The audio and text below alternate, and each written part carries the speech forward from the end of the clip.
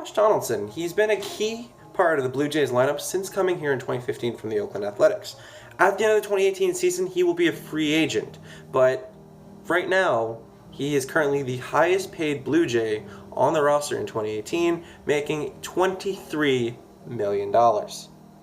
For the bringer of rain, he had a bit of a step back in 2017, only playing 113 games as opposed to his 155 he played in 2016. He got 33 home runs and 78 RBIs in that time, and of course he had a 385 on base percentage. So, I mean, he was pretty decent.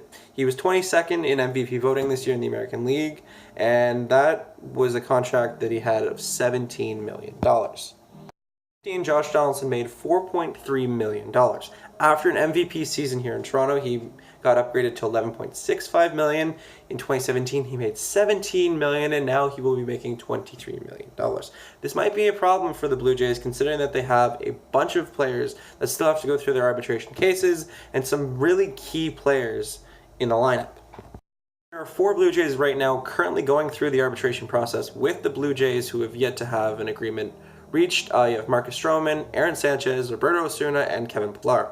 Marcus Stroman made $3.4 million in 2017, so it's going to be somewhere around $4 million in 2018. Aaron Sanchez, he makes a surprisingly cheap $535,000, so that might go up to maybe $2 million or so. Roberto Osuna makes about $552,000, so that might go up to maybe about $650,000. Of course, Kevin Pillar is making about $555,000, so that again might go up to around $600,000, maybe even more considering what it took for Josh Donaldson to get his pay raise.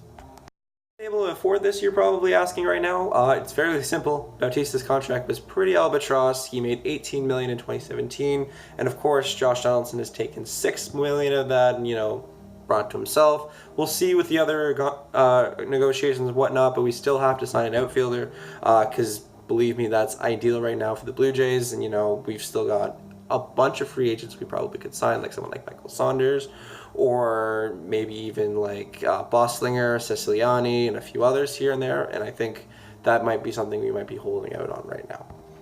His fan base right now, it's almost common knowledge that Josh Donaldson will get traded at the deadline in July. Whether or not you agree with that, I mean, that's your own opinion, but I think the Jays aren't really worried about that per se, because we did sign Yangervis Solarte, so obviously he has experience at third base if need be and if necessary, and obviously he would do a decent job covering for Josh Donaldson. Maybe not as good as Josh Donaldson, but he'll do a decent job. The pay raise from $17 to $23 million is a sign to Josh Donaldson from the Blue Jays to say, hey, if you want to stay in Toronto, we will pay you to stay in Toronto. And obviously it kind of shows, considering he's a free agent next year and he could get those big bucks. And I think for the next 4 years, the Blue Jays kind of would like someone like Josh Donaldson in the lineup, because he is the future while they build on the fly. So, having someone key at third base like Josh Donaldson would be great, of course, to mentor, all the young pitching and all the other young stars coming up in the majors soon. And of course, probably won't win a World Series in the next 4 or 5 years, but he would do a lot to help the team move forward.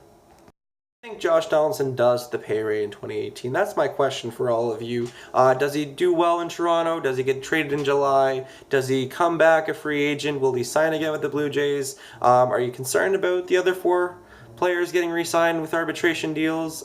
Feel free to let me know, and of course, feel free to like, subscribe, tell all your friends, and I will talk to you very soon.